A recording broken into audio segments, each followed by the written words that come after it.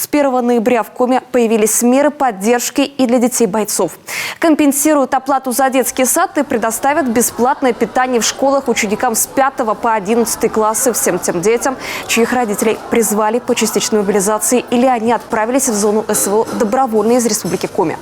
На 2 месяца на эти цели в бюджете региона предусмотрено 3 миллиона рублей. После принятия нового бюджета на 2023 год будет принято решение о продлении этой меры, сообщает региональный Минсоцтруд.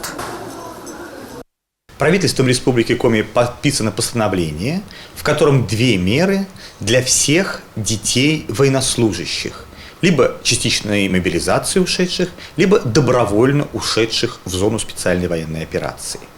Все дети, обучающиеся в школах с 5 по 11 класс, будут обеспечены бесплатным горячим питанием.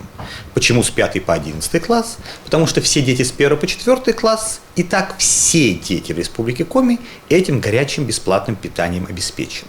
Вторая мера – это оплата, компенсация стоимости детского сада.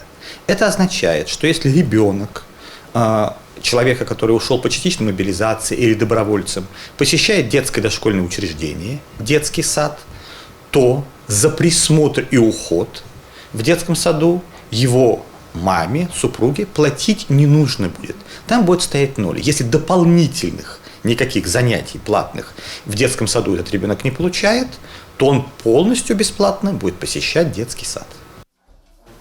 Новые меры поддержки, как отметили в ведомстве, носят беззаявительный порядок. Никаких заявлений родителям ни в детские сады, ни в школы приносить не нужно.